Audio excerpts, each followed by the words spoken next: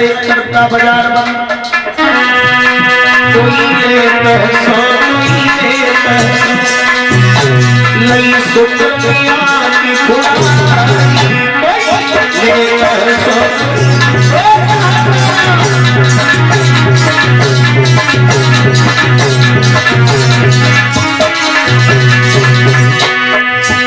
महाराज शुक्राचार्य की एक आंख को घोड़ा जयंत सीता मैया की पैर में जब चोंच मार करके गया तो जयंत की भी भगवान ने एक ही आंख को घोड़ा।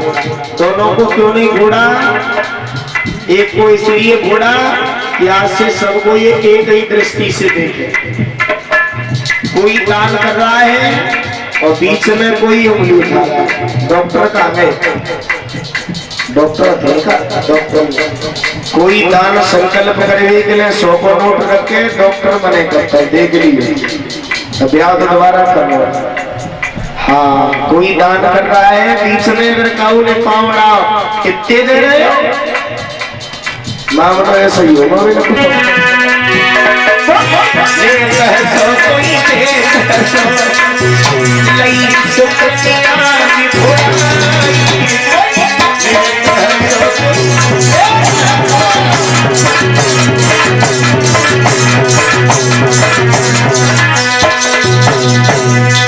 आज उसी समय महाराज शुक्राचार्य वहां से खूनी भेड़िए की तरह भागते हुए चले गए और इधर वामन भगवान ने कहा बलि संकल्प पूरा हो गया, मैं नाप लेगा।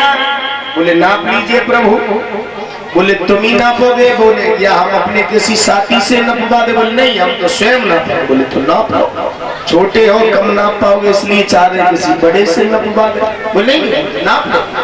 एकदम से महाराज वामन भगवान ने अपना विकराल रूप धारण किया, बलि की गर्दन खिंची चली गई। भगवान का ऐसा भेष, एक पैर आकाश की ओर बढ़ाया और एक पैर जमीन पर बढ़ाया। बताया कि उस विश्वरूप की साया ईश्वर के अंशधारी।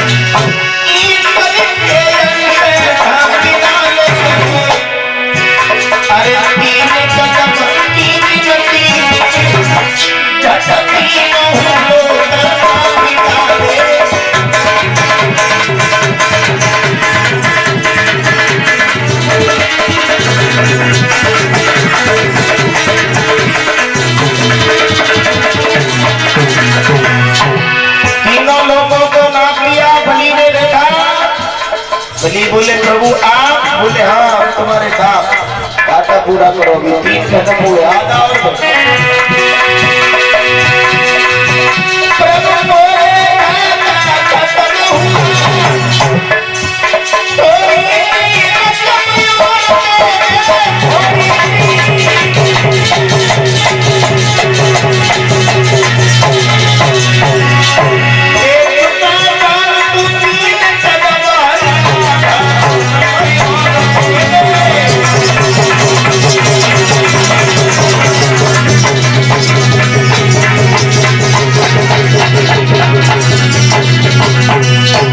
समझाते कहा भी आधा कदम बाकी है।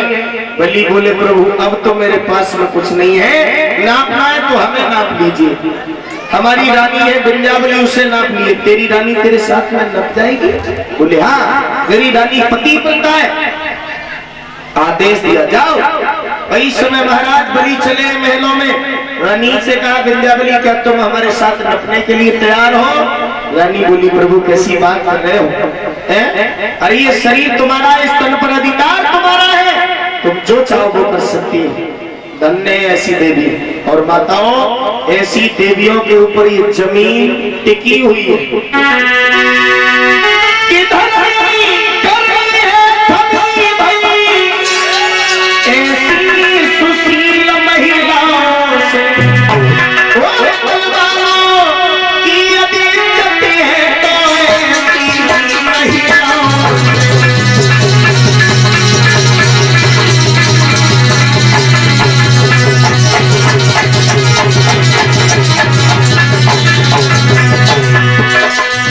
धन्य है वो देवी, धन्य है वो माताएं जो अपने पति के साथ में सदैव लगी रहती है।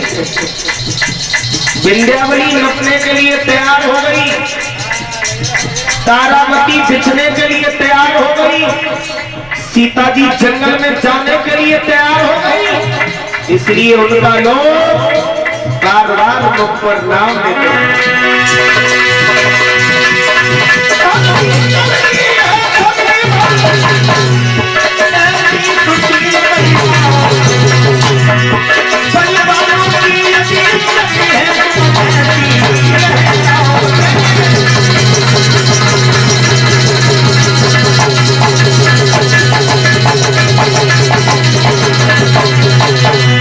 आज वही समय महाराज विंध्यावली चली है, पहुंची जहां बामन भगवान बलि लेट